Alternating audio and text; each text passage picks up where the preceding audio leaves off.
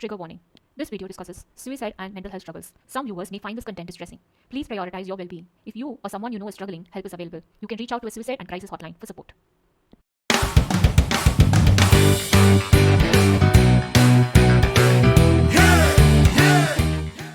Hi everyone, welcome back to our channel. If you're new here, we are Sugar, Spice and Everything Chaos. I am Pearline and this is And and we are going to be talking about things that are a little uncomfortable but true. And do you want to tell our listeners what we're going to talk about today? so before that, I want to tell our listeners this is going to be our final episode. So that's why you're seeing us together, especially in this nice location. So this is like end of season 1 and I'm feeling a lot of mixed emotions because it's like we've come a long way. And I think we've been continuing on this pain series. So we are going to continue talking about pain. Right. With everything that's happening in this world right now, I think all of us to some degree, varying degrees, are feeling it.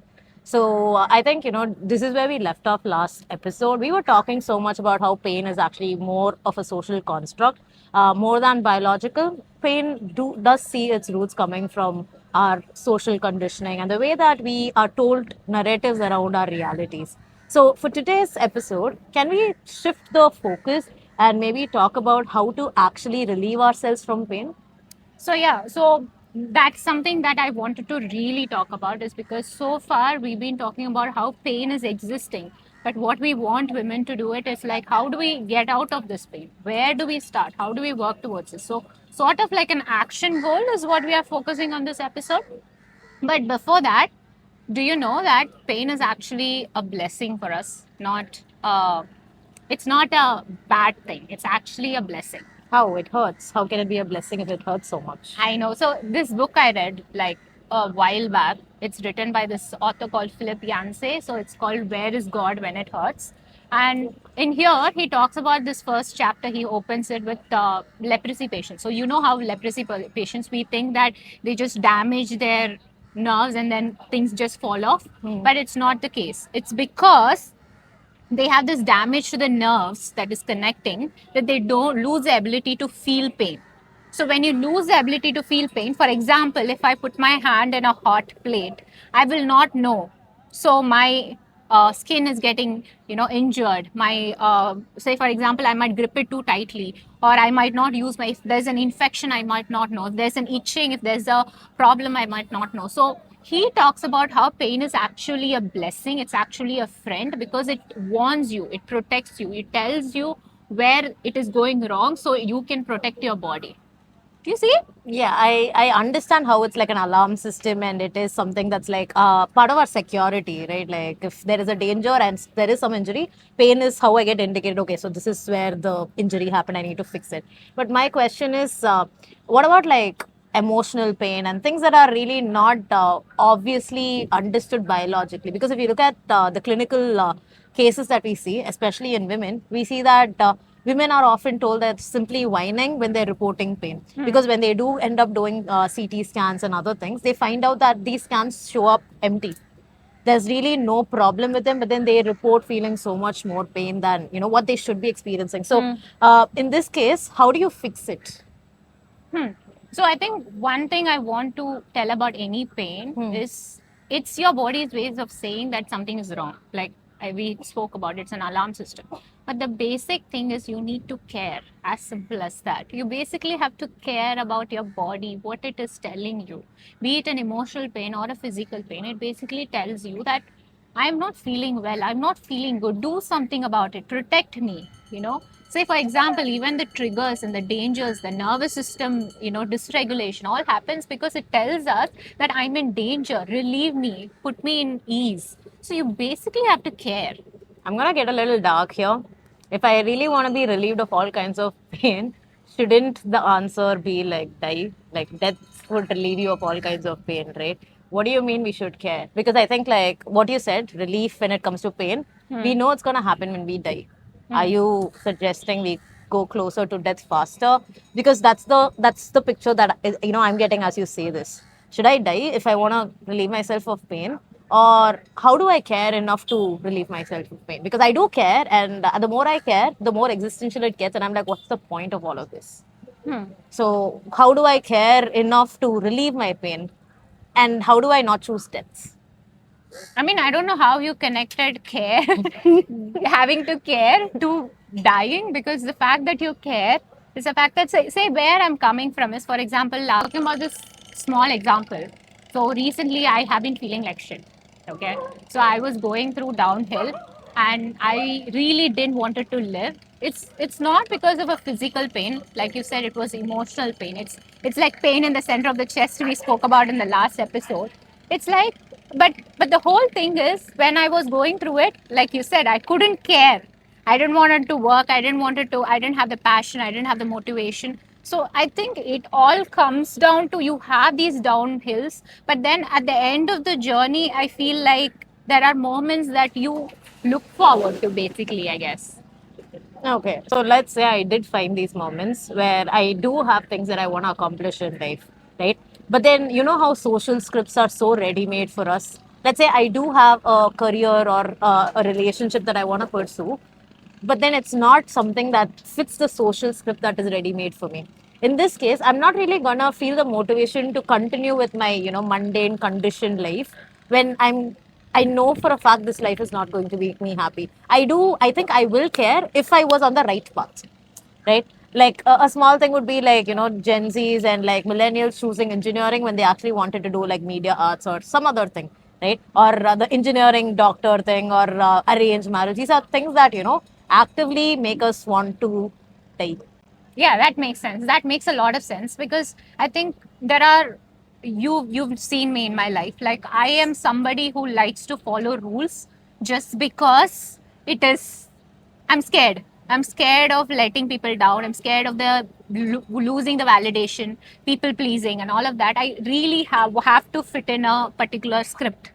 But then the more you live life, because I'm close to 30 now, the more you live life, you realize you cannot follow this script by rules, like one by one, because it like, for example, I'm also a very passionate person. I have a lot of values, I have morals. At the same time, there is a script and it doesn't match. Yeah. And you feel like, okay, I'm forced into this. Why am I supposed to live? So I think the one thing I would go forward and tell the listeners is that stop giving a F about things that is happening outside. If it's not aligning with your life, your values, your belief systems, it's not making you happy, you're in an unhappy relationship, unhappy family, unhappy career, just get out of it. If your children are making you unhappy, don't get out of it. They're your children.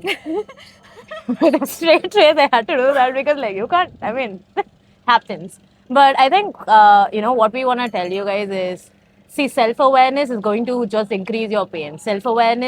Awareness in general comes with your heightened perception of things that you didn't notice before, right? So now that you're noticing these things that you didn't notice before, you also need resources or skill sets that will enable you to deal with those things. So what are the things that you think are resources when it comes to dealing with such things? Yes, I am sensitive. I am aware that these are the places that's, creating chaos in my life.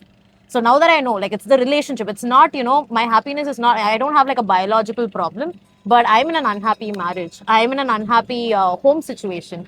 I have roommates that are not great. So when I know this is where the problem's coming from, awareness is also like punishment in many ways. So how do I get out of that rut?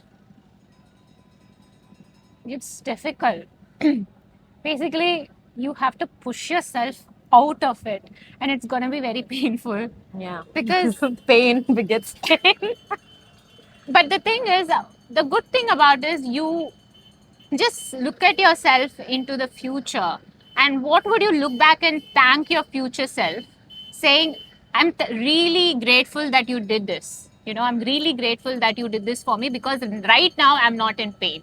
That's what I would say, because recently I was in something that I had to leave, and it was very painful. Because the thing is, staying is familiar, it's comfortable, it's very nice, it feels nice.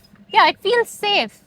But then getting out would be scarier and painful and uncomfortable and all of those things. But I know, because if I'm in pain right now in this particular situation in my life, I know this is going to be my life for the rest of the 10, 20 years and lifelong maybe.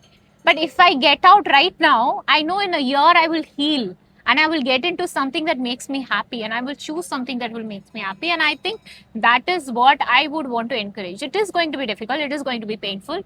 Getting out of a pain, you need to be put yourself in pain. Yeah, but I think like the difference is in one category of pain. This is something that's imposed on you, so you don't have choice. There's no free will there. You got into this world not by choice, so that's painful. But now that you have this life and it's all yours, I think you have this option where you say, I know I was not born with free will. There are expectations that's there, society level, family level, friendships have expectations, but I can break free from the matrix, if you will.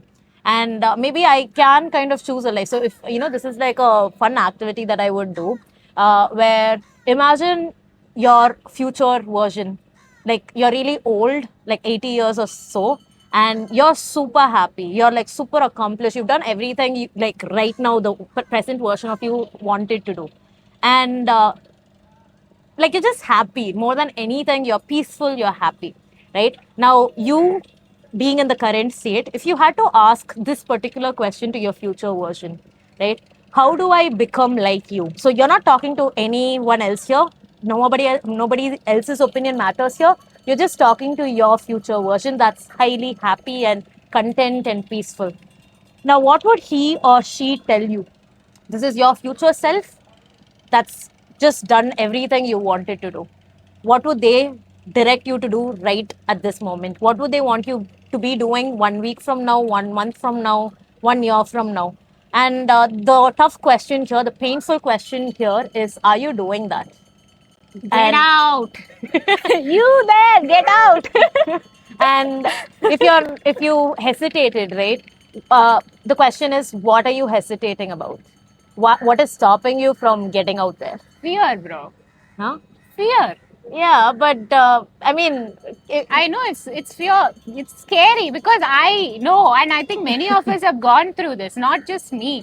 And I know every single person around me has gone through this fear. But then it's just at the moment. It's like you're saying, okay, just because I feel fear now, I'm gonna choose a life of, pathetic life for the whole, life. That's how it feels like. I think like one antidote for fear, as counterintuitive as it sounds, it's kind of something that would push you forward with empowerment is rage. Like one opposition that internally you get to have for yourself is like, whenever you feel fear, get angry at that fear. Like, don't you want me to be happy? What's wrong with you? You're basically talking to yourself. You're looking at the mirror and you're asking for accountability. Like, why do you want me to be unhappy? Why do you want me to be unhealthy? You clearly see I'm in pain. You clearly know that, like, if you changed your habits, if you change your ways in life, if you change your basic choices when it comes to the food you eat or the kind of places you hang out in, right, it would make a drastic difference. So the question that you need to ask yourself is, like, with an angry voice, with just raging, why are you not doing that for myself? Like, why are you not doing that for yourself? And I think that's as much as it's painful, it's also going to get you to a place where you're empowered and you're very happy and chill with life. Yeah. And I think personally, lately I've been feeling it's not that complicated as we think life is, Yeah. It's just it's all our thoughts. We Yeah. complicate it. We think, okay, if I get out of this is gonna happen, that's gonna happen. Life is not gonna move in a particular way. And I saw this video recently, like a reel. It says, life when you're in pain, life you're not in pain. It's just the same life. There's air, there's people laughing, things moving, sun comes up, you have friends, you are laughing, everything is the same. It's just your mind, it's just your thoughts. And I understand it's just a little different from how you were feeling before. That's all it is. And don't overcomplicate life. And I think it all comes down to one thing, which is, how do you get out of this pain? And we all want to empower women to move towards freedom. We don't want you to live in this psychological, physical, and social pain all your life. Yeah. And that's all we want to tell our listeners. And I think this is a good place to stop. And this is our last season. So, first season, last episode. So, how you're feeling? I'm feeling very accomplished, but also very grateful. I am feeling good because of the environment. But I think I feel like we've been very consistent and we've done our vision. We made it come true. So, I think I'm very grateful. So, yeah. So what are we gonna do the second season on? I think we should let the listeners decide. You tell us what you want us to talk about. We'll consider it. We may or may not do it, but we will do it. We will do it. We will do it. So do follow us. Continue to follow us. During the time our episodes are not coming, we'll be active in Instagram and YouTube Shorts. So we'll be showing some of the bloopers and fun content. So do follow us, support us, subscribe to us, and comment your feedback. So we will come back with the second season based on your suggestions. So until then, Tata. bye.